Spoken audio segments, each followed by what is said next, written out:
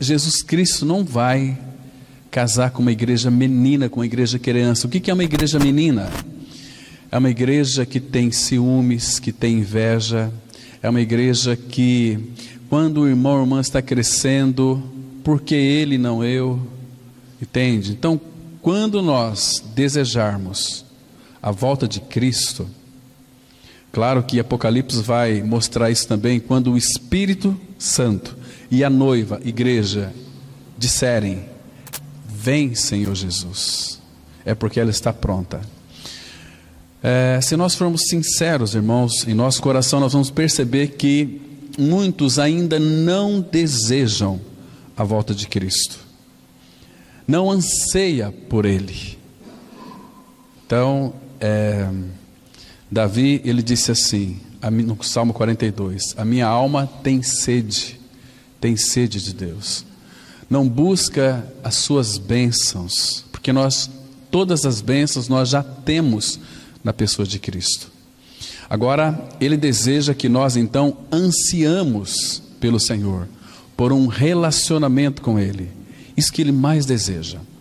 Porque, irmãos, 2 Pedro 1,4, a Bíblia vai dizer que Ele já colocou todo o seu depósito em nós, e não nos falta coisa alguma. Tudo aquilo que concerne a vida e a piedade, nós já temos, já foi depositado em nossa bagagem, no nosso coração. Então Paulo fala que nós temos que desenvolver a salvação com temor e tremor, nós conhecemos muito bem as faculdades do nosso corpo, conhecemos as faculdades da alma, mas vamos conhecer as faculdades do nosso espírito, que foi regenerado, para podermos então conhecer o Senhor, para nós compreendermos o falar de Deus de uma forma clara. Se nós, irmãos, não compreendermos o falar de Deus, nós vamos fazer uma mistura com a nossa alma. Nós vamos achar que tudo aquilo que nós ouvimos em nome de Deus é de Deus, e não é. Ouvindo a voz de Deus pela intuição. É uma maneira muito clara, muito específica, para que ninguém mais venha nos enganar.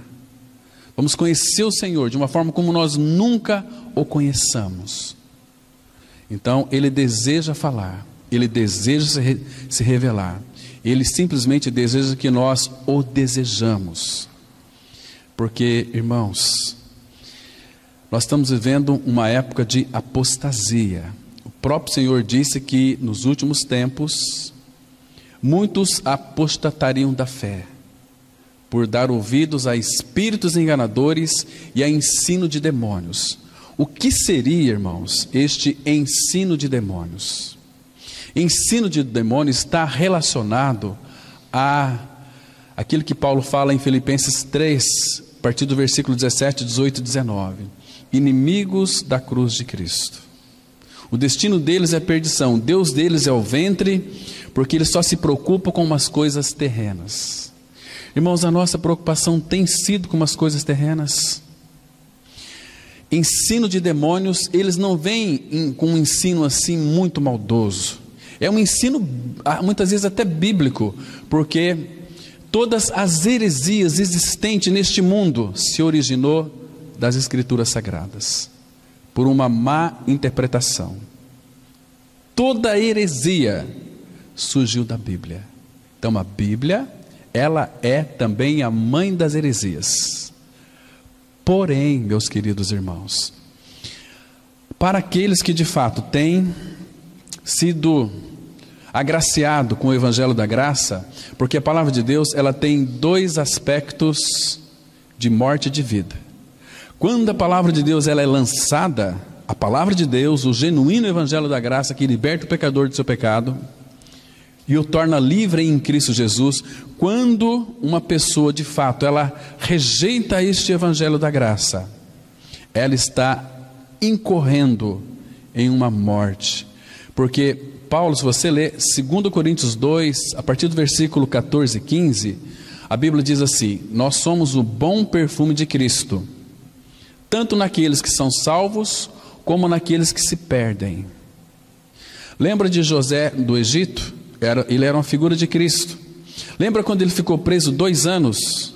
Que no final ali dos 2 anos foram 2 encarcerados, o padeiro e o copeiro. Então José, Deus o revelou no seu espírito, intuição, nós vamos ver isso no dia 21, que aquele copeiro seria tirado do cárcere, iria servir com um copo na mão do rei, e o padeiro seria morto. E foi exatamente isso que aconteceu. Então José foi para um cheiro de vida para a vida, e para outro cheiro de morte para a morte. Então, ensino de demônios é todo o ensino que anula a cruz de Cristo. Lembra que Paulo disse em 1 Coríntios 1, versículo 17? Porque não me enviou Cristo para batizar, mas para pregar o evangelho, não em sabedoria de palavra, para que se não anule a cruz de Cristo. Vocês se lembram lá em Mateus capítulo 16, quando Jesus ele disse para os seus discípulos: é necessário que o Filho do Homem vá para Jerusalém, e ali em Jerusalém irá se cumprir tudo o que está escrito a seu respeito. Ele será maltratado, cuspido, ultrajado, será morto e ao 3º dia ressuscitará. Pedro, tomando, chamou à parte e disse o seguinte: Senhor, isso de modo nenhum pode te acontecer. Longe de ti que aconteça isso contigo. Quando Jesus disse que ia para a cruz, Pedro disse: para a cruz não, Senhor. Vocês se lembram o que Jesus disse para ele? Arreda-te, Satanás, porque não cogitas das coisas de Deus, e sim das dos homens. Então, o ensino de demônios, ele está baseado na anulação daquilo que Cristo é e fez. Cristianismo sem cruz é um cristianismo diabólico, não é o verdadeiro expresso nas Escrituras Sagradas. Irmãos, como nós precisamos ouvir a voz do Senhor no nosso espírito. Por isso que no dia 21 deste mês, pela manhã, nós vamos tratar alguns domingos sobre este assunto, de ouvir a voz de Deus em nosso espírito humano, que estava morto, mas foi regenerado. Efésios 2:1 diz assim: Ele vos deu vida, estando vós mortos nos vossos delitos e pecados. Hoje nós estamos vivendo um cristianismo destituído de vida. É uma busca de Deus, estão buscando a Deus, vamos na igreja para buscar a Deus, nunca vai encontrar Deus. Sabe por quê?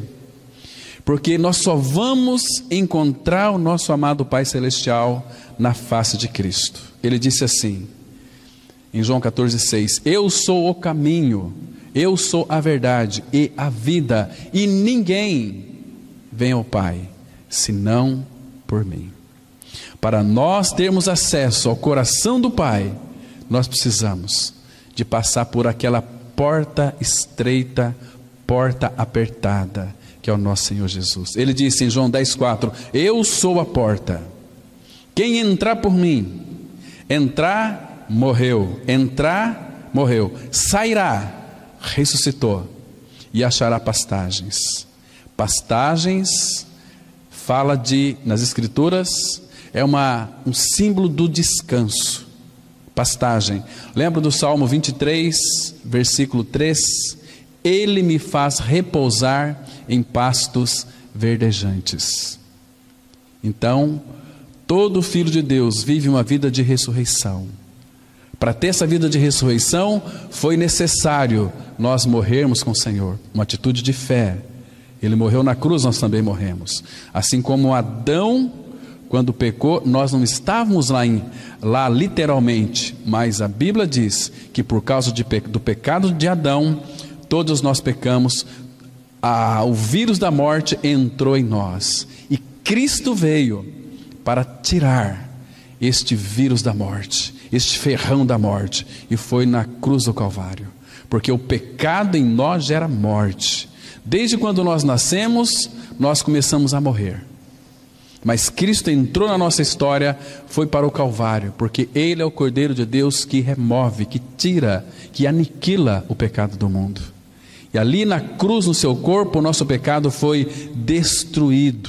Hoje à noite nós vamos falar um pouquinho sobre esta casa velha e a casa nova que Ele erigiu para nós. Nós vamos ver hoje sobre a casa de Deus, que muitos pensam, vamos à igreja. Irmãos, nós temos que parar com esses termos. Nós não vamos à igreja como que se esse templo aqui fosse a igreja. Isto aqui simplesmente é um local de reunião, um salão de reunião. A igreja é homens e mulheres que creram em Cristo Jesus. É o organismo vivo, a igreja que está crescendo em maturidade espiritual para o encontro do seu noivo, o nosso amado Senhor. Então o Espírito Santo está trabalhando em nós, formando o caráter de Cristo em nós, para que nós cresçamos em santificação, e assim nós estaremos desejosos para a volta de Cristo. Paulo fala algo muito sério, irmãos, lá em 1 Coríntios 16, versículo 14. Ele diz assim: se alguém não ama o Senhor, seja anátema. Anátema significa maldito. Irmãos, nós temos que consultar o nosso coração e fazer uma pergunta para Ele assim: eu amo meu Senhor? Nós amamos a Cristo, irmãos, porque eu amo a minha esposa e eu quero estar a sós com ela. E é tão bom quando a gente se ama. Temos nossos momentos de intimidade. O quarto é o lugar da intimidade, o lugar dos amores, das delícias. Não é assim? O Senhor Jesus, Ele diz assim: vocês quando orar, entra no quarto e fecha a porta, e orarás a teu Pai que vem em secreto, e teu Pai que vem em secreto te recompensará. Quarto fala de intimidade.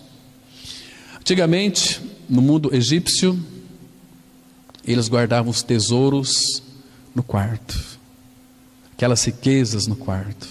Então, irmãos, nós temos um tesouro que é o nosso Senhor Jesus Cristo. Paulo fala em 2 Coríntios 4:7, temos, porém, este tesouro em vasos de barro. Se nós amamos o Senhor, irmãos, por que a gente passa tão pouco tempo com Ele?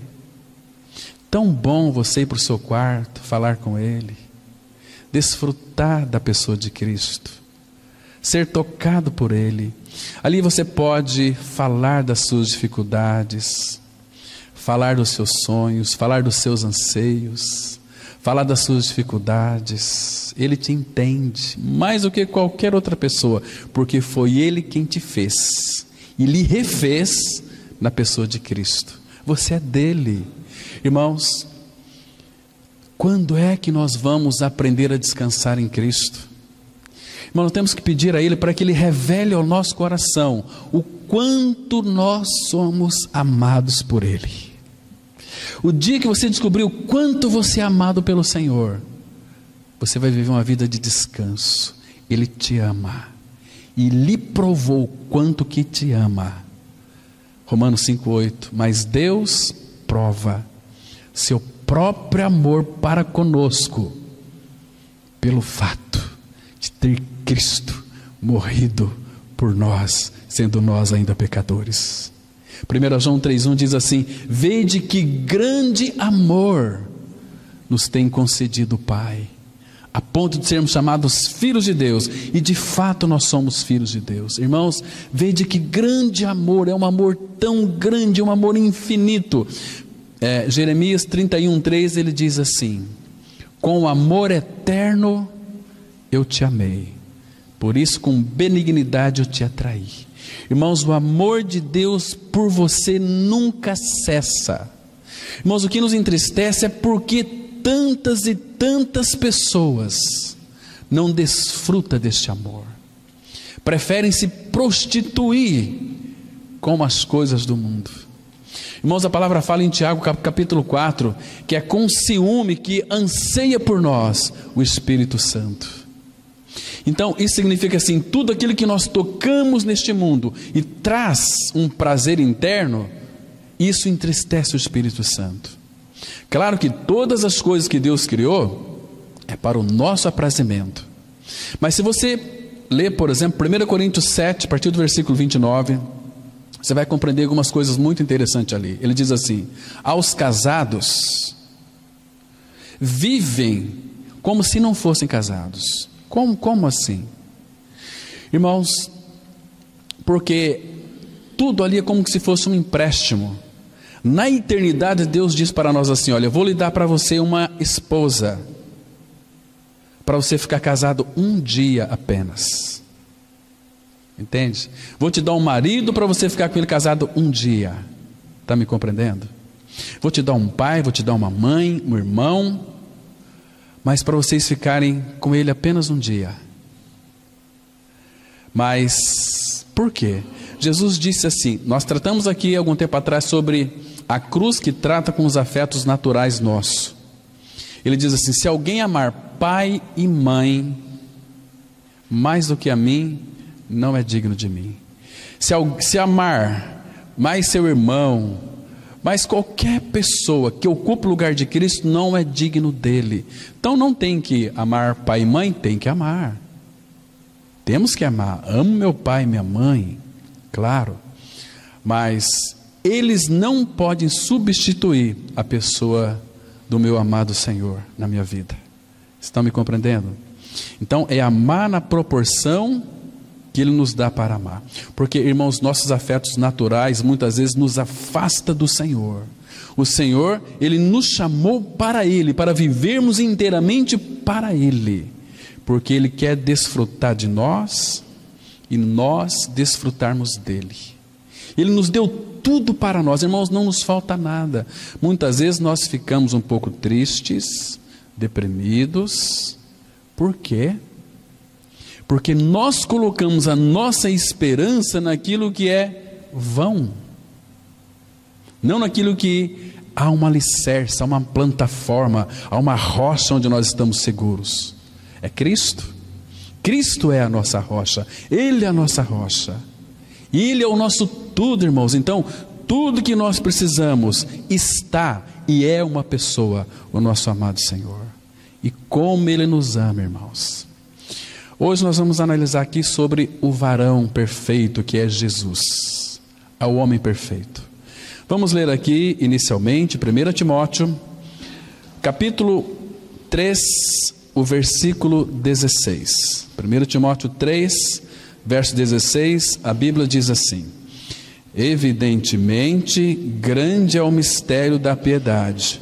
Aquele que foi manifestado na carne foi justificado em espírito, contemplado por anjos, pregado entre os gentios, crido no mundo, recebido na glória. Vamos ter mais uma palavra de oração, buscando a orientação do Espírito para a reflexão nesta oportunidade. Amado Pai, graças te damos pela noite de descanso, por esta manhã tão radiante, Pai. Obrigado porque o Senhor preparou esse dia para nós. Como somos gratos ao Senhor. Obrigado, Pai, porque o Senhor tem nos sustentado com uma boa saúde. Tem nos dado inteligência e sabedoria para cada um de nós. Tem nos dado um lar. Tem nos dado, Pai, uma família bendita do Senhor. Obrigado, Pai, porque até aqui o Senhor tem nos sustentado. E nessa oportunidade nós colocamos esse tempo que iremos passar aqui, refletindo na Tua Palavra. Venha iluminar as nossas mentes, nos conceder espírito de sabedoria e de revelação, no pleno conhecimento de Cristo. Revela-se a nós nesta manhã, Pai. Nos dá entendimento para estarmos no verdadeiro, isto é, em Seu Filho Jesus Cristo. Este é o verdadeiro Deus e a vida eterna. Em nome dele nós oramos. Amém. Queridos, Jesus Cristo, Ele é o varão, o homem perfeito. Perfeito. Aqui quando diz assim, evidentemente grande é o mistério da piedade. O que ele quer dizer com esse mistério da piedade? Mistério da piedade está se referindo à pessoa de Cristo, porque em seguida ele diz, aquele que foi manifestado na carne. O que significa aquele que era um com Deus, que estava com o Pai, no seio do Pai, ele foi manifestado na carne, ou seja, ele se fez carne. Porque, queridos, nós falamos alguns domingos atrás, por que muitas pessoas se prostram diante de madeira, de pedra e de tantos outros ídolos que levantam no coração. Eles querem ver um Deus visível. Então, queridos, o Senhor Jesus, ele se fez carne. Ele veio revelar tudo aquilo que o Pai é, dizendo para Filipe: Filipe, quando Filipe fez uma pergunta para o nosso Senhor: mostra-nos o Pai e isso nos basta. Ele disse assim: Filipe, estou há tanto tempo com vocês, e vocês não têm me conhecido. Quem vê a mim vê o Pai. Como dizes tu, mostra-nos o Pai? Então Jesus é aquele que foi manifestado na carne, foi justificado em espírito, foi contemplado por anjos, pregado entre os gentios, querido no mundo, e aí sim ele foi recebido na glória. Salmo 24, os 2 últimos versículos diz: levantai, ó portas eternas, levantai, ó portais eternos, para que entre o Rei da glória. Quem é este Rei da glória? O Senhor dos exércitos, ele é o Rei da glória. Graças ao Senhor. Então, queridos, Jesus, ele é o verbo que se fez carne. Mas entenda uma coisa: ele não é metade homem e metade Deus. Ele é plenamente homem e plenamente Deus. Deixa eu explicar para vocês de uma outra forma, para que vocês entendam. Queridos, nós nascemos neste mundo em pecados, com uma natureza de Adão. A nossa natureza, a Bíblia vai dizer, vai lançar alguns predicados que são terríveis, aliás, alguns adjetivos nossos, que é uma realidade em nós. Fala que nós nascemos neste mundo filhos espiritual do diabo. Fala que nós nascemos com a natureza de serpente, de cobra. Fala que a nossa natureza, diz o profeta Jeremias, que ela é pior do que o diabo. Pasmem, isso é assustador. Mas dentro dos processos educacionais, o homem foi muito bem educado, então ele camufla aquilo que ele é. Se você, por exemplo, a pessoa mais mansa da face da terra, você começar a cutucar ela, logo logo você vai ver o seu veneno sendo lançado. Ser humano, o pecado apodreceu o homem da cabeça aos pés, diz o profeta Isaías. O homem, essencialmente falando, ele é podre, está se putrificando cada dia mais, até ir para a sepultura. Aqui jaz restos mortais de fulano de tal. Este mundo é um cemitério, mas Cristo destampou essa tampa, e ele veio a este mundo em carne. Por isso que a encarnação, ela é fundamental, irmãos, porque mostra todo o amor de Deus. Deus amou o mundo, que enviou seu Filho unigênito, para que todo que nele crê não pereça, mas tenha vida eterna. Então, nós somos pecadores, temos uma natureza, nascemos com a natureza de Adão. Uma natureza nós tínhamos. O Senhor Jesus, ele era um com o Pai, Deus, a natureza dele é santa, ele é Deus de Deus. Porém, quando ele se fez carne, ele ganhou uma outra natureza, uma natureza humana e sem pecado. Então ele é o homem perfeito. Jesus é o varão perfeito de Deus, o varão aprovado de Deus. Tudo aquilo que o Filho fez teve a aprovação do Pai. Tanto é que em Efésios 1,6 a Bíblia diz assim, que ele nos fez agradáveis a si no amado, em Cristo. Então tudo aquilo que Cristo fez por nós, Deus aceitou. Estão me compreendendo? Então não adianta nós queremos fazer algo para Deus, se sacrificar para Deus. Deus não aceita, irmãos. Ele só vai aceitar com base naquilo que Cristo é e fez. Isso tem que ficar muito claro na nossa vida, senão nós seremos uns crentes religiosos, chatos, crentes que é de meia sola, que às vezes nos reunimos como igreja só por desencargo de consciência. Deus não quer isso de nós. Ele quer que nós tenhamos prazer nele. Quando temos prazer nele, temos prazer também na comunhão da igreja. Isso é precioso. Está entendendo? Então Jesus, quando se fez carne, ele ganhou uma natureza humana também. Então ele era 100% homem e 100% Deus.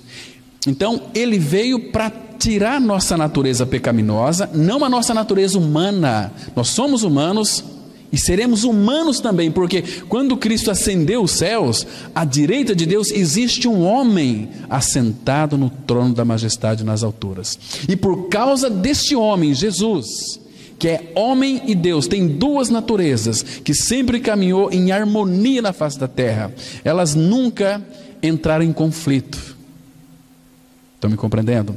Então, quando ele foi para a glória, nós podemos, por causa de Jesus, termos acesso à Trindade e termos comunhão com a Trindade. E vamos para lá também, corpo, carne e osso.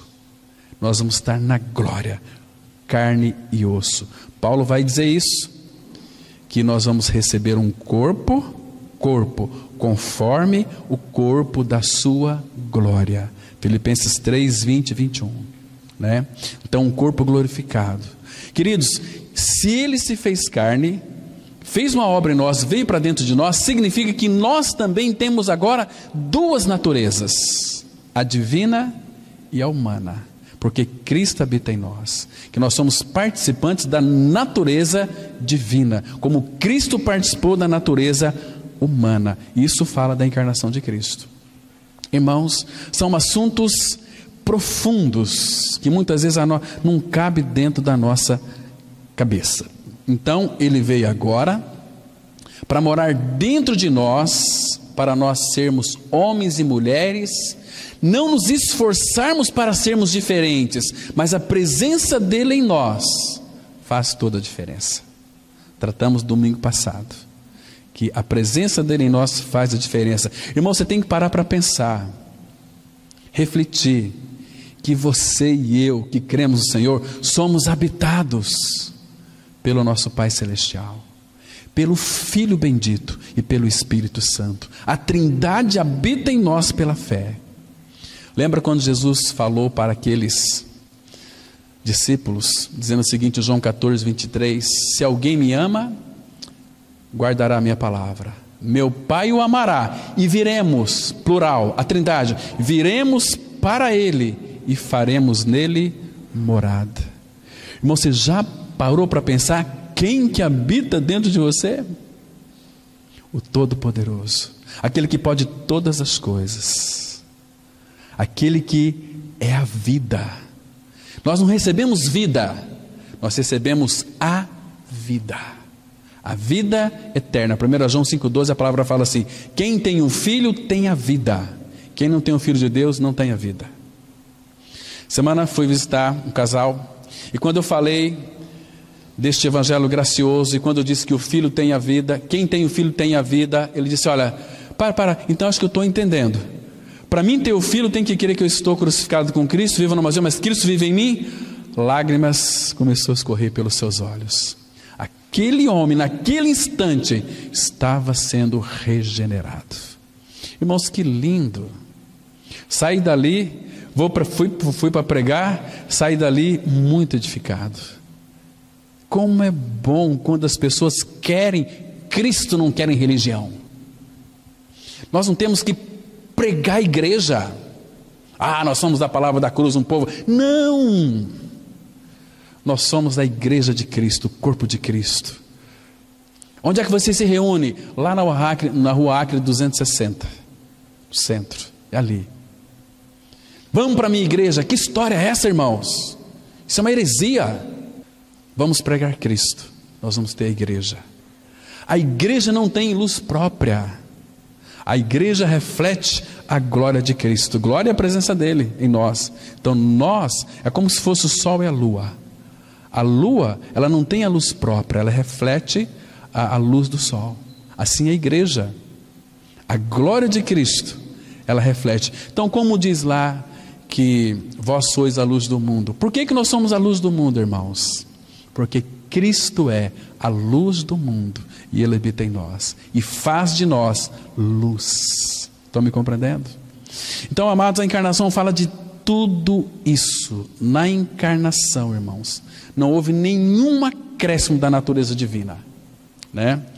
Mas o Verbo, Senhor Jesus, adquiriu uma natureza humana que ele não possuía antes. Então, Cristo, ele tomou sobre si a nossa carne para poder tomar os nossos pecados sobre si. Ele não tinha pecado. Ah, meus queridos irmãos, nós estamos diante de um Deus que se fez carne para ser um conosco, Eu quero, antes de nós entrarmos aqui no estudo, vamos analisar alguns versículos. Abra sua Bíblia, por favor, em Isaías capítulo 7, versículo 14. Isaías capítulo 7, versículo 14, versículo muito interessante, que vai expressar aqui, ele se fez carne para ser um conosco. Diz assim a palavra. Essa aqui é uma profecia que seria da encarnação de Cristo. 7,14, a palavra fala assim, olha, Isaías capítulo 7, verso 14. Portanto, o Senhor mesmo vos dará um sinal. Né? Nós gostamos muito de sinais, né? Que sinal que é esse? Eis que a virgem conceberá e dará à luz um filho e lhe chamará Emanuel. Que lá em Mateus capítulo 1, versículo 23, ele vai traduzir para nós. E seu nome será chamado Emanuel, que é Deus conosco. Irmãos, não é nós que fomos até Deus, foi Deus que veio até nós, para ser um conosco. Vocês estão me compreendendo, irmãos? Agora, este Deus, através da cruz, se tornou para mim e para você a nossa justiça. Abra um pouquinho para frente aí, Jeremias capítulo 23. Jeremias capítulo 23. Vamos ler os versículos 5 e 6. Olha que lindo texto nós temos aqui, amados. Diz assim a palavra: Eis que vem dias, diz o Senhor, em que levantarei a Davi um renovo justo, e rei que é, reinará, e agirá sabiamente, e executará o juízo e a justiça na terra. Agora presta atenção no versículo 6. Nos seus dias Judá será salvo, e Israel habitará seguro. Será este o seu nome, com que será chamado Senhor, Justiça Nossa. Irmãos, nós temos uma justiça, que é Cristo. Paulo vai interpretar para nós em 2 Coríntios 5, 21 assim: aquele que não conheceu o pecado, Jesus, Deus fez ele pecado por nós, para que nós nele fôssemos feitos justiça de Deus. E a justiça de Deus não muda. Cristo, ele diz assim: eu, Senhor, eu não mudo. Jesus Cristo ontem, hoje e o será eternamente. Então, a nossa justiça está diante do Pai. Ele fez a obra e nos levou para a glória. Então, quando o Pai nos contempla, Ele nos contempla pelo Seu Filho Jesus. Que lindo que é isso. Então, vamos avançar aqui, irmãos, no nosso estudo. Para Deus nos alcançar, Ele teve de entrar no limite da natureza humana, ou seja, se fazer carne. Está vendo que importância da encarnação? Amados, como pode o Todo-Poderoso, Criador deste universo, ficar do tamanho de um óvulo? Isso aqui cabe na sua cabeça? O Criador de todas as coisas, João 1,4 fala assim: por meio, Ele criou todas as coisas, sem Ele nada do que foi feito se fez. Como pode o Deus Todo-Poderoso, na sua encarnação, queridos, ficar de um tamanho de um óvulo? Isso cabe na nossa cabeça? Cabe na sua cabeça? O Criador se fazendo carne, ali no óvulo, no ventre de Maria. A gente não entende, mas você não vai entender nunca. Nem eu vou entender, mas recebemos pela fé. Como que, falei uma vez para vocês, como você explica uma vaca preta comendo capim verde da leite branco? Explica para mim. Não tem jeito. Como pode o Todo-Poderoso, do tamanho de um óvulo, ventre de Maria? Ele cresceu como um feto, nasceu como uma criança e dependeu de uma mulher para amamentá-lo durante todo o tempo de sua infância. A encarnação é um mistério para qualquer mente lúcida, mas foi assim que Deus se fez homem. Vamos ler João 1, versículo 14, que diz assim: e o Verbo se fez carne e habitou entre nós, cheio de graça e de verdade, e vimos a sua glória, glória como do unigênito do Pai. Observe que essa palavra aqui, unigênito, significa único gerado. Deus só tinha um filho, e através da sua morte e ressurreição, irmãos, nós somos considerados pelo Pai os primogênitos, filhos de Deus, mas por causa do Filho, por causa dessa bendita e abençoada encarnação.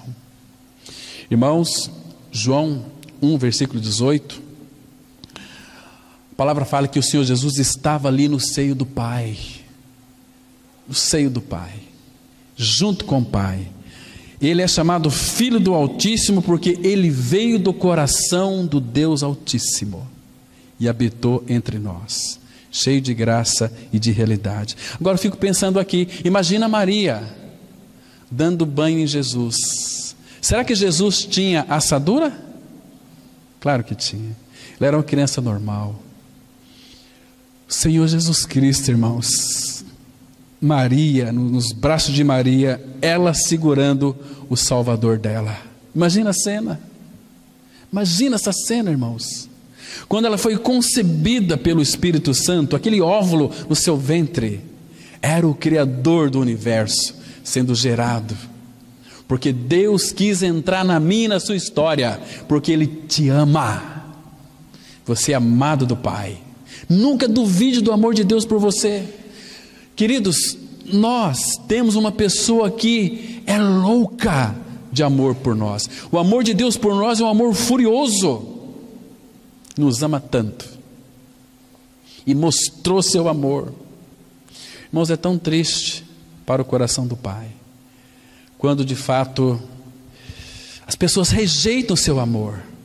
É um amor eterno. O que mais Ele pode fazer? Deus não deseja que ninguém vá para o inferno. Ezequiel capítulo 33, Ezequiel 18 também. Ele quer que todos sejam salvos, que ninguém venha cair numa morte eterna. Mas Ele não pode fazer nada, porque Ele é justo, Ele é santo, Ele é amor. Então Ele não pode invadir a vontade de uma pessoa. Ele desvenda, descortina para nós tudo, todo o seu amor, toda a obra do Calvário. Jesus morreu, sofreu a separação do Pai. Irmãos, como sofreu o nosso Senhor. E agora Ele diz o seguinte: olha, eu vim para que vocês tenham vida e tenham em abundância. Que precioso, irmãos. Que bendito é o nosso amado Senhor. Ele é o Rei eterno. Agora esse Rei eterno, Ele dividiu tudo conosco. Ele diz assim para o Pai: Pai, tudo que é teu é meu. Pai, agora eu quero estar neles, mas assim como tu estás em mim e eu em ti, que eles, nós aqui, estejamos nele. E Paulo vai dizer o seguinte, que nós somos herdeiros de Deus e co-herdeiros de Cristo, e Ele quer ter comunhão conosco. Irmãos, comunhão, o que é comunhão? É desfrutar de tudo aquilo que a pessoa tem e é. Agora, o que Ele deu para nós? Tudo. E o que nós damos para Ele?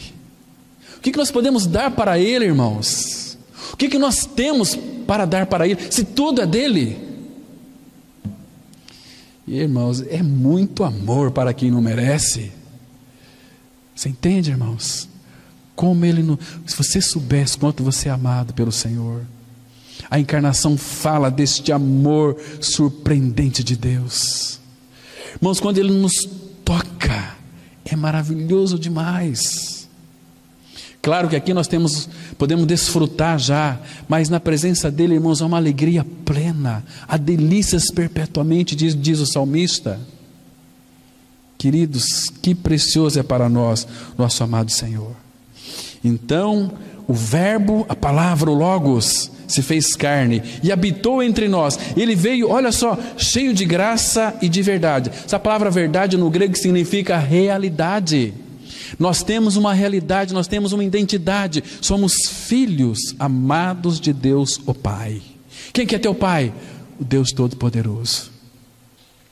Irmãos, por quê? Porque Jesus se fez carne, morreu e ressuscitou e ascendeu aos céus. Aquela prostituta Maria Madalena, quando viu ele ali no jardim ressuscitado, quando ele se revelou a ela, lembra o que ele disse para ela? Mas vai e diz. Ele não poderia dizer isto antes.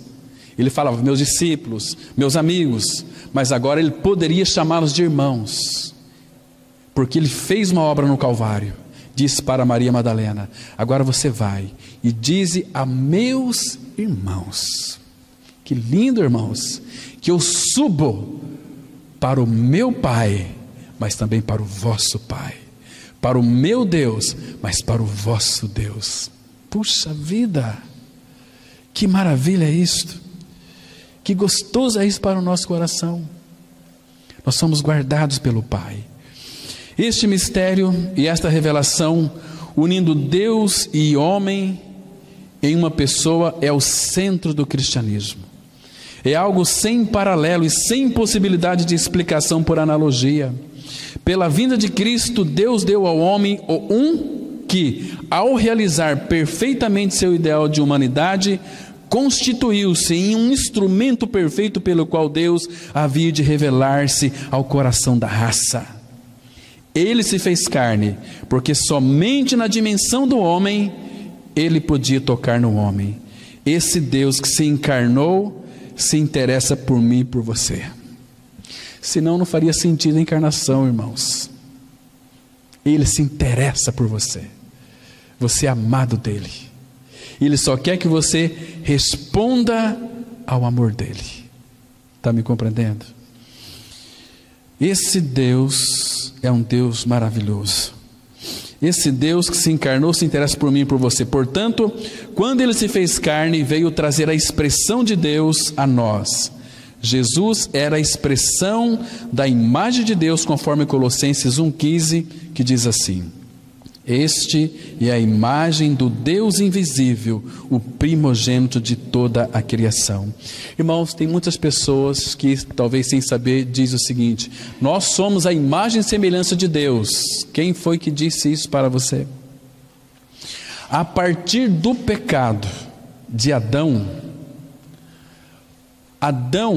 se você ler Gênesis capítulo 5, versículo 3, que Adão gerou um filho conforme a sua própria semelhança. Todo homem que nasceu neste mundo, que é pecador, não tem em si a imagem de Deus. A imagem de Deus é Cristo. Diz aqui no texto que nós lemos, este Jesus, ele é a imagem do Deus invisível, o primogênito de toda a criação. Então, queridos, Hebreus 1,3 vai dizer o seguinte, que Jesus Cristo, ele é o esplendor da glória, e ele é a imagem perfeita de Deus, Jesus. Então nós só podemos ter a imagem de Deus em nós, é quando nós temos Cristo como nossa vida, porque Cristo é a imagem de Deus. Vamos avançar. Nesta personalidade perfeita se encontra a perfeita humanidade. Humanidade esta que harmoniza em si mesma o espiritual e o material. Humanidade na qual o espírito é dominante e o corpo subserviente e expressivo. Em Jesus, o físico não é afligido ou golpeado, mas governado e glorificado nele. O espírito não está aprisionado e degradado, mas entronizado e dominante. Ele é a personalidade perfeita. Vamos ler aqui Atos 2, 22.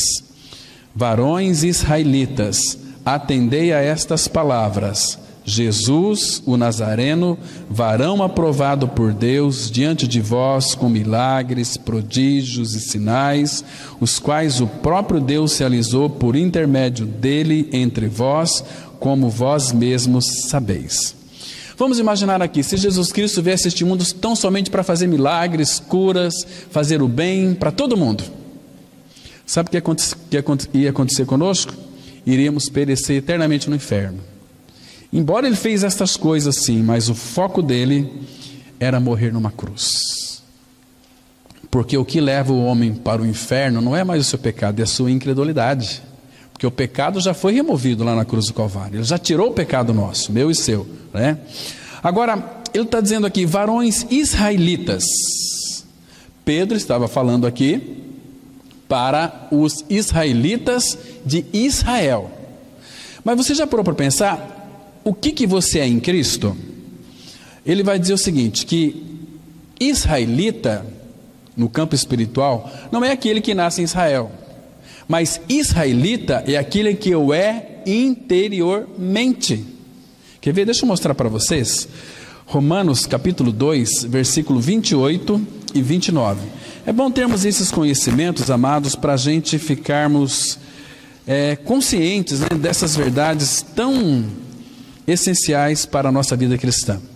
Apóstolo Paulo, escrevendo aqui para os Romanos, ele diz aqui algo interessante, nos últimos 2 versículos, Romanos 2, 28 e 29, que as Escrituras dizem assim, olha, porque não é judeu quem o é apenas exteriormente, quem é nascido lá em Israel, nem é circuncisão a que é somente na carne, porém judeu é aquele que o é interiormente, e circuncisão a que é do coração, no espírito, não segundo a letra, e cujo louvor não procede dos homens, mas de Deus. Então, todo filho de Deus é um israelita. Por quê?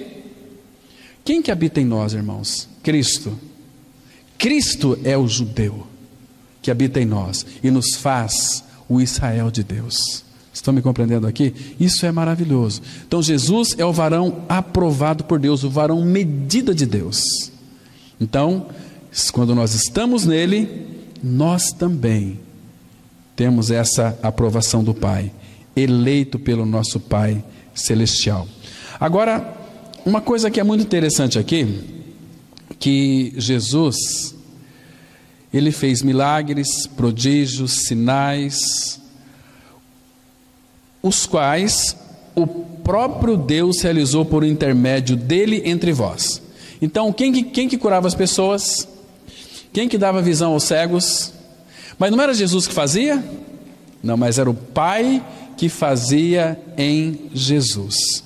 E em João 14, 12, a Bíblia diz assim, olha, quem crê em mim, fará as obras que eu faço, mas fará maiores do que estas, porque eu vou para o Pai. Hoje em dia, as pessoas têm uma tendência assim, nós temos que fazer a obra de Deus. Temos que fazer as obras de Deus. Queridos, temos que fazer sim. Pregar o Evangelho, viver uma vida digna do Evangelho. Mas não vem com essa história aqui, dizer o seguinte, olha, nós temos que evangelizar o São Bento, evangelizar a Cidrolândia, temos que... Tá, mas se Deus pedir para a gente fazer, vamos fazer. Se não, nós vamos ter canseira. Vai ficar frustrado. Fizemos tanto, mas Deus não pediu para a gente fazer? Eu não sei, não tenho certeza. Quando você tem convicção de que é Deus mandando, você vai fazer na suficiência dele. Agora, sabe qual é a principal obra de Deus que você e eu nós temos que fazer? Abra a sua Bíblia, por favor, em João capítulo 6. Aqui, irmãos, está tão claro, irmãos. Os versículos 28 e 29. Interessante essa obra aqui. Olha aqui, pergunta e depois em seguida já temos uma resposta. João 6, versículo 28 e 29. Olha o que a Bíblia diz. Dirigiram-se, pois, a ele, a Jesus, perguntando: que faremos para realizar as obras de Deus? Vamos ver o que Jesus respondeu aí no versículo 29. Respondeu-lhe Jesus: a obra de Deus é esta, que creiais naquele que por ele foi enviado. Que faremos para realizar? O homem tem uma tendência de querer fazer as coisas. A primeira religião que surgiu no mundo foi lá no Éden. Quando Adão pecou, vocês se lembram? Que eles fizeram eles fizeram cintas, cozeram ali folhas de figueira e fizeram cintas para cobrir a sua nudez. O homem fazendo. Deus não aceitou isso. Em Gênesis 3:21, a Bíblia diz assim, que o Senhor Deus fez vestimenta de peles e os vestiu. Vestimenta de peles, então houve derramamento de sangue. Porque aquele cordeiro que foi morto lá no Éden, era uma figura de Cristo, do nosso cordeiro. Então fez o Senhor Deus vestimenta de peles, e quase todas as coisas, segundo a lei, se purificam com sangue, e sem derramamento de sangue não há remissão. Então Deus matou um animal, primeiro derramamento de sangue, Gênesis 3:21, e os vestiu. Aí foi aceito, era a base. Queridos, lá em Romanos 8, versículo 3, a palavra fala que aquilo que era impossível para nós cumprirmos, por causa da carne pecaminosa, isto fez Deus. Evangelho é Deus fazendo, religião é o homem fazendo para Deus, evangelho é Deus fazendo para o homem. Religião, você tem que subir as escadas até alcançar Deus. Este é o evangelho humanista, diabólico. O divino é Deus descendo na escada de Jesus Cristo, alcançando o homem no último degrau. A religião enfatiza muito o fazer. O evangelho é a condição de ser. Ele nos dá condição para sermos uma nova criatura. A religião enfatiza princípios, regras, mandamento. O evangelho é a proclamação de uma pessoa, Jesus Cristo crucificado. A religião diz que para você ser bom, se esforça para ser bom. Agora você frequenta uma religião, você tem que ser uma pessoa moral. Você não pode mais passar em frente de um boteco, não pode mais dançar, você não pode mais isso, não pode mais aquilo. O evangelho diz assim, olha, tudo já foi feito, creia e será salvo. Tem gente que anda são pessoas neuróticas. Ai, não posso isso, não posso aquilo, porque agora eu sou crente. Crente vai tudo para o inferno. Essa é a fé dos demônios. Crê tu que é um só Deus, fazes bem. Até os demônios creem, estremecem. Queridos, Gálatas 5:1 diz assim, foi para a liberdade que Cristo nos libertou. Permanecei, pois, firme nesta liberdade. Se, pois, o Filho vos libertar, verdadeiramente sereis livres. Somos livres em Cristo. E nós sabemos que todas as coisas para nós são lícitas, mas nem todas convêm. O Espírito Santo em nós é que vai discernir aquilo que podemos e aquilo que nós não podemos. Não é o pastor que fala para vocês não podem isso, não pode aquilo. Não, irmãos. Nós obedecemos a Cristo. Nós somos ovelha do seu pastoreio. Estão me compreendendo, irmãos? Evangelho é maravilhoso. Evangelho é surpreendente, é gracioso. Muito bem, vamos avançar então aqui, amados, um pouquinho mais. Na encarnação, o Filho deixou o Pai para ajudar-nos a deixar o mundo. Ele desceu a nós para capacitar-nos a subir para Ele. Cristo tornou-se o que somos para fazer de nós o que Ele é, Filho de Deus. O Filho de Deus tornou-se o Filho do homem, a fim de que os filhos dos homens pudessem tornar-se filhos de Deus. Mas todos nós precisamos dessa experiência de que os nossos pecados foram crucificados e mortos com Cristo para sermos filhos de Deus. 1 Pedro 2:24, a Bíblia diz assim: carregando Ele mesmo em seu corpo sobre o madeiro os nossos pecados, para que nós, mortos para os pecados, vivamos para a justiça, por suas chagas fostes sarados. Queridos, olha aqui, carregando Ele mesmo, foi o Senhor Jesus quem carregou o meu e o seu pecado sobre o madeiro na cruz. Para que é o propósito? Para que nós, mortos, você morreu para quê? Morreu para o pecado. Se você morreu para o pecado não pode mais viver na sua vida. Se você, a não ser que você não morreu, a não ser que você não ganhou essa experiência de morte para o pecado.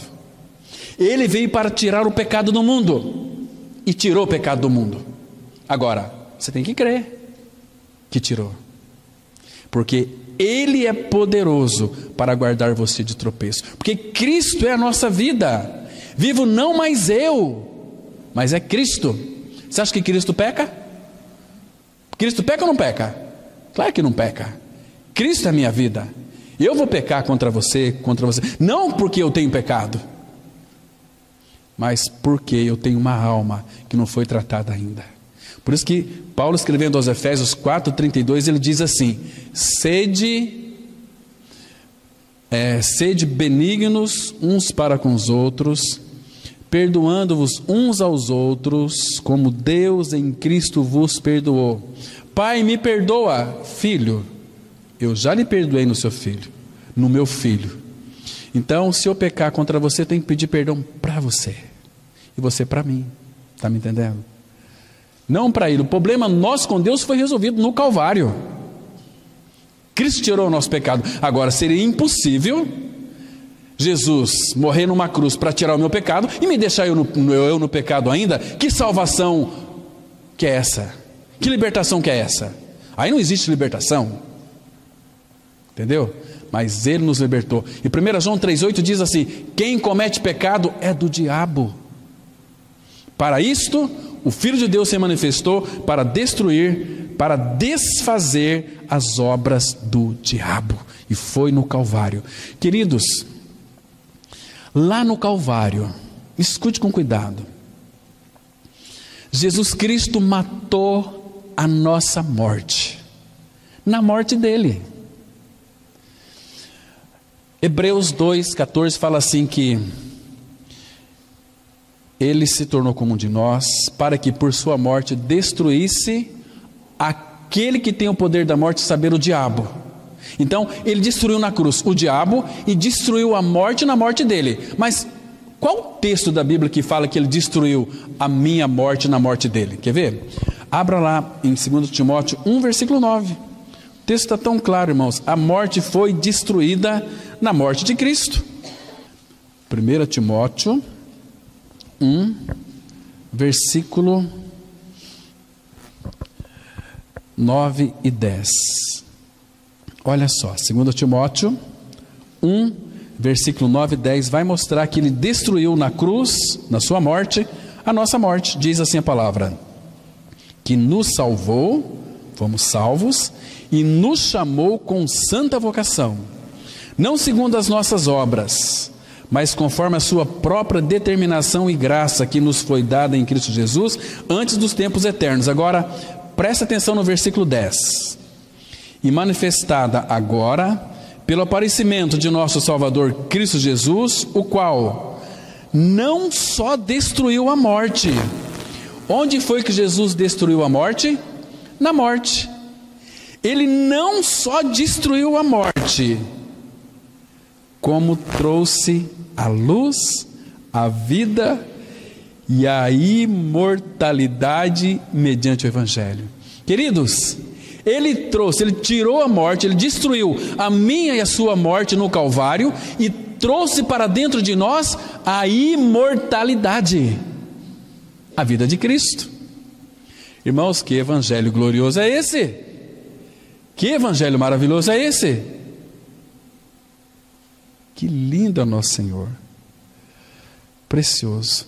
Então, na morte de Cristo, a minha e a sua morte foi destruída e ganhamos uma coisa chamada imortalidade. Você agora em Cristo é um imortal, viver eternamente. Você sabe o que é a eternidade? Steve Kong, um chinês que mora lá nos Estados Unidos, ele definiu a eternidade dessa maneira. Ele disse assim: eternidade, vamos imaginar a Terra, o planeta Terra, é uma pedra colocada sobre o planeta Terra, do tamanho da Terra. Então vem lá um bem-te-vi, todo dia afia o seu biquinho. Quando ele acabar de destruir essa pedra toda, aí começa a eternidade. Então não tem, é infinita. Queridos, nós não morremos mais, graças ao Senhor. Quer ver só mais um texto? Lucas 20, versículo 36. Lucas 20, versículo 36.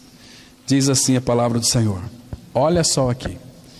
O contexto fala daquele saduceu, que eles não acreditavam na ressurreição, né? E depois perguntaram para Jesus: Jesus, responde-nos uma pergunta para nós aqui. Uma mulher casou com um rapaz e o rapaz morreu, ela não teve filho. E depois casou com seu irmão e também morreu. E casou, eu não casaria com essa mulher de jeito nenhum. Morreu 7. E os 7 morreram. Lá na ressurreição, de qual deles que ela vai ser marido? Vai ter briga lá. Não. Aí Jesus responde para ele no versículo 36 assim, olha. Lucas 20, 36. Pois não podem mais morrer, porque são iguais aos anjos e são filhos de Deus, sendo filhos da ressurreição. Queridos, essa palavra aqui me chama muita atenção. Pois não podem mais morrer, porque são iguais aos anjos e são filhos de Deus, sendo filhos da ressurreição. Sabe por quê?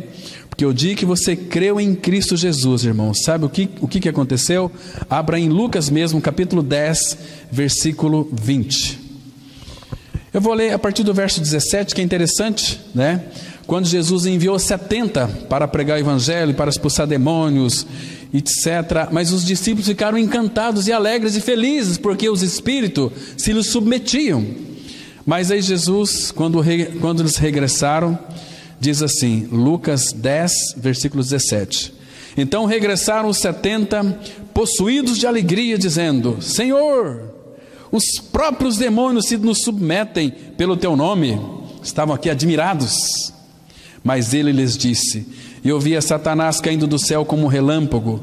Eis aí vos dei autoridade para pisar de serpentes e escorpiões, e sobre todo o poder do inimigo, e nada, absolutamente, vos causará dano. E agora olha o versículo 20. Não obstante, alegrai-vos, não porque os espíritos se vos submetem, e sim porque o vosso nome está escrito nos céus. Oh, meu irmão, que precioso!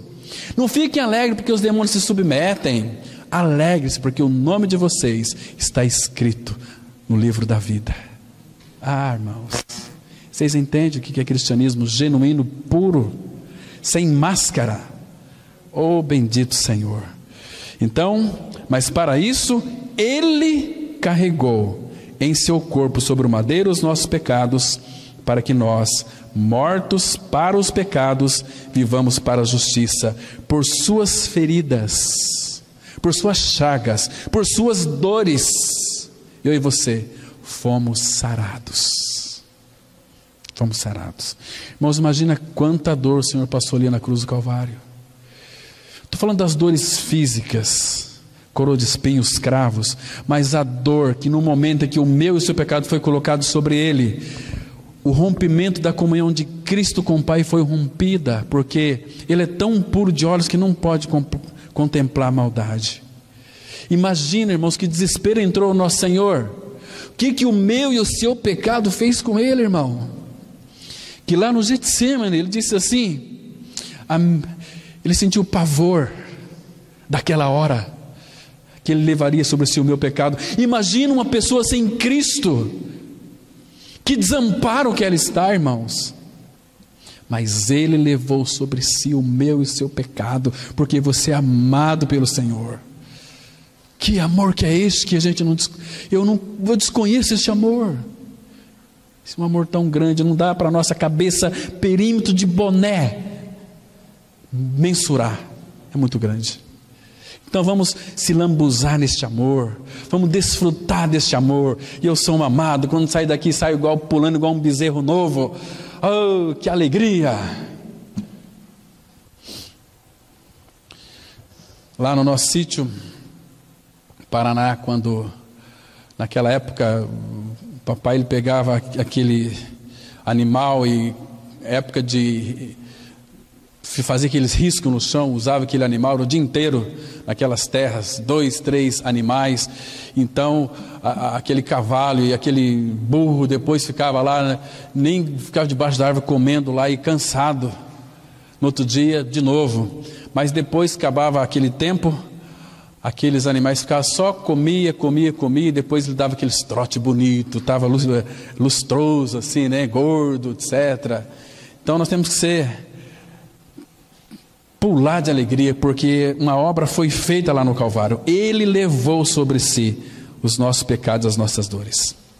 Portanto, o Deus homem é a porta entre Deus e o homem. Através dele, Deus tem o meio de voltar-se ao homem, de quem ele havia sido excluído por sua rebelião. Nele, o homem encontra o seu caminho de volta a Deus, de quem estava alienado pelo obscurecimento da sua inteligência, pela morte do seu amor e pela desobediência da sua vontade. Deus acha-se a si mesmo nesta pessoa e está com os homens. O homem acha-se a si mesmo nessa pessoa e está com Deus. Através do Deus homem, a divindade chega-se à humanidade. Através do Deus homem, a humanidade retorna à divindade. Queridos, olha que texto lindo aqui, 1 Pedro 3, versículo 18, que diz assim: pois também Cristo morreu uma única vez pelos pecados, o justo pelos injustos, para conduzir-vos a Deus. Oh, irmãos, que texto precioso, que lindo evangelho nós temos aqui. Pois Cristo morreu uma única vez pelos pecados, Ele é o justo, Ele morreu por nós, injustos, é o propósito, para conduzir-vos a Deus. Hebreus 2, 10 e 11 fala aqui: Ele veio para conduzir muitos filhos à glória. Que precioso está em Cristo. Irmãos, não compensa você ser um crente religioso. Religião é do capeta. Deus trouxe o evangelho. O diabo trouxe a religião. É do fazer. Caim, lá em Gênesis capítulo 4, ele apresentou para Deus, pegou o melhor da terra, né? O melhor da terra, os frutos, e plantou e colheu, e suor. Aqui, Senhor, a minha oferta. Deus disse: não, Caim, isso não posso aceitar, porque veio do seu esforço. Abel foi lá no seu rebanho, pegou um cordeirinho, matou o cordeirinho e ofereceu a Deus. E a palavra fala que Abel foi aceito. Caim ficou irado. Mas vamos supor assim, mas e se Caim não soubesse? Porque Deus disse para Caim: Caim, se procederes bem, é certo que você vai ser aceito. Deus estava dizendo para Caim assim: vai lá, mata um cordeirinho, oferece para mim que eu vou te aceitar. Mas ele ficou irado e matou seu irmão. Todo religioso é nervoso, todo religioso é irado. Ele não tem convicção de nada, não tem amor.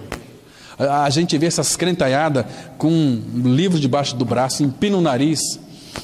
Vamos para a casa do Senhor, vamos para a igreja. Ah, meus irmãos, que tristeza. São evangélicos vazios do evangelho da graça, vão perecer e perecer eternamente. Não quer o Senhor.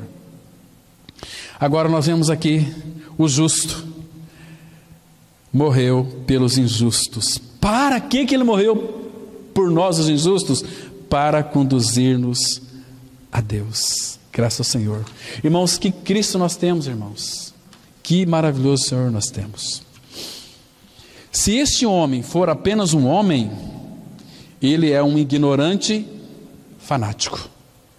Jesus tomou as crianças e bebês nos seus braços, diz que elas têm o verdadeiro caráter dos que são do seu reino. O quadro é tipicamente humano e sugestivo de tudo o que pode ser mais excelente e belo da verdadeira humanidade. Jesus era homem, ele era afetuoso em sua alma. Ele amava com um amor muito distinto. Jesus, ele nunca usou em nenhum momento dos seus poderes como Deus para realizar absolutamente nada. Era Deus que fazia através dele. Ele se esvaziou de tudo, menos da divindade, porque Deus não pode deixar de ser Deus.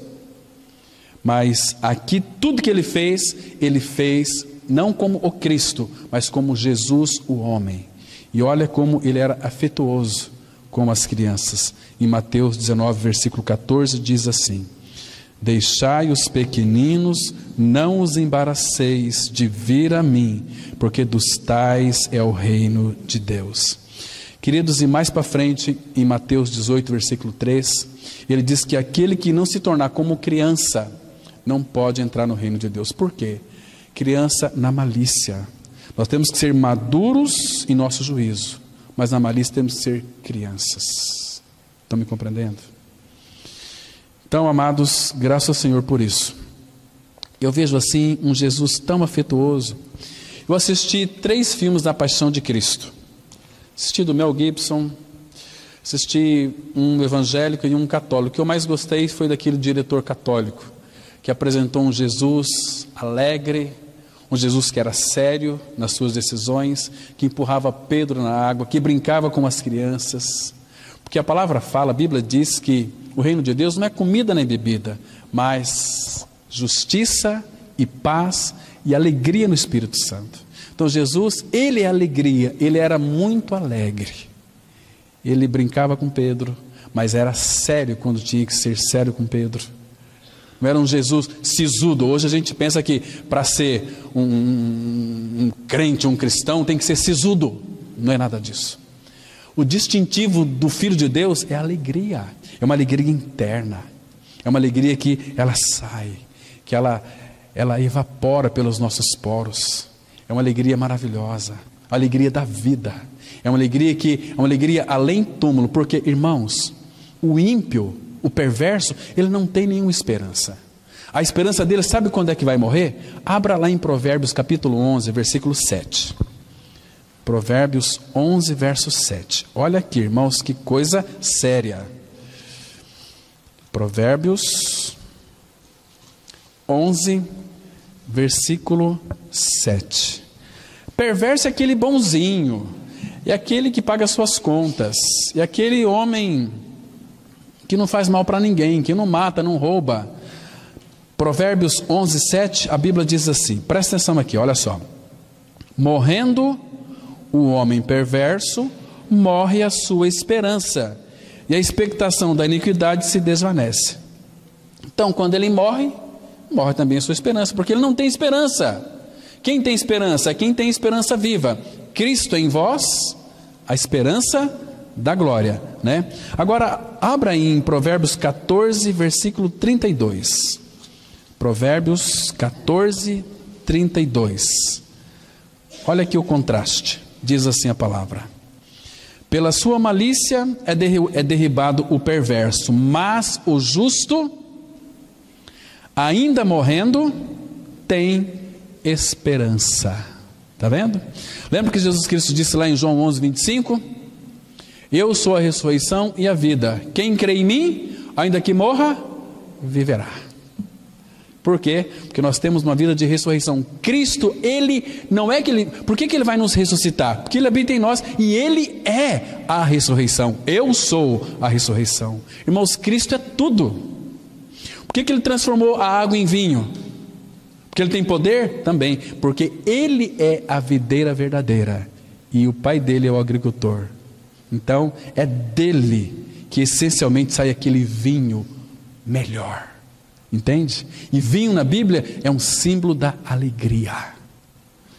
Que precioso. E outra vez, vemos um grande coração humano, Jesus que se estremeceu de emoção e deixou cair lágrimas, quando desde a montanha viu a cidade do seu amor, apressando o seu castigo por conta da sua corrupção.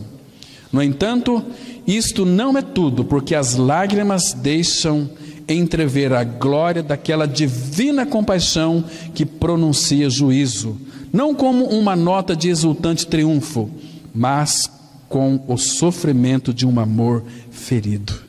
Irmãos, acho que um dos maiores sofrimentos de Cristo foi a rejeição.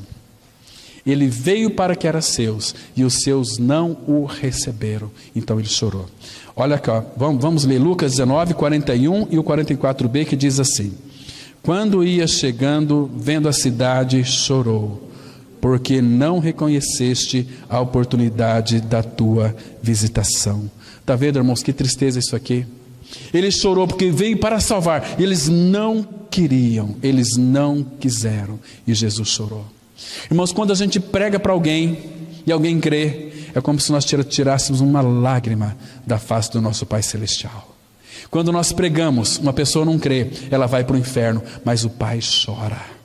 Vamos ler aquele texto de novo? Abra lá em Jeremias, capítulo 17. 13, versículo 17, perdão, irmãos. 13, versículo 17.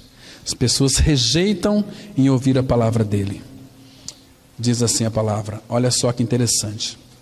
Então, quando as pessoas não ouvem, o nosso Pai Celestial, ele chora em segredo, em silêncio. Diz assim, Jeremias, capítulo 13, versículo 17. Mas, se isto não ouvirdes, a minha alma chorará em segredo, por causa da vossa soberba. Chorando os meus olhos amargamente, e se desfarão em lágrimas, porquanto o rebanho do Senhor foi levado cativo. A minha alma chorará em segredo. Irmão, acho que sofrimento maior é quando uma pessoa, talvez falecendo agora, estamos pregando aqui, e milhares de pessoas nesse exato momento, seu coração estão parando de bater, assim como o teu e o meu logo também vai parar de bater. Nós vamos descer para a sepultura. Mas todo aquele que desce para a sepultura sem a vida de Cristo, o Pai chora, porque essa pessoa estará perdidamente no inferno, em tormentos pelos séculos dos séculos. Entende, irmãos? Jesus é aquele que o homem tem procurado, e por não poder achá-lo, cria falsas divindades que tão grandes males têm causado à sua vida. Através do homem Jesus, o homem conheceu Deus. O homem, baseado em sua ruína, tem construído uma falsa concepção de Deus, mas agora, mediante a perfeita natureza do último Adão, o homem pode formar uma correta ideia do Deus infinito. Estávamos mortos em Adão, mas hoje em Cristo somos vivificados. Vamos ler 1 Coríntios, capítulo 15, os versículos 22 e o 49, que diz assim: porque assim como em Adão todos morrem, assim também todos serão vivificados em Cristo. E assim como trouxemos a imagem do que é terreno, devemos trazer também a imagem do celestial. Irmãos, em Adão todos morrem, mas em Cristo todos recebem vida. O pecado entrou em nós pela vida, então ele tem que sair pela morte para nós termos a vida de Cristo. É por isso que Jesus, ele é o varão perfeito de Deus. Amém? Vamos ter uma palavra de oração, encerrando esse tempo. Pai Santo, muito obrigado pelo tempo que passamos aqui, meditando na Tua palavra. Pai, nós cremos que a Tua palavra não voltará para Ti vazia, mas fará aquilo que lhe apraz e prosperará para a qual foi designada. Revela-nos, ó Pai, mais e mais de Cristo. É no nome dele que nós oramos. Amém.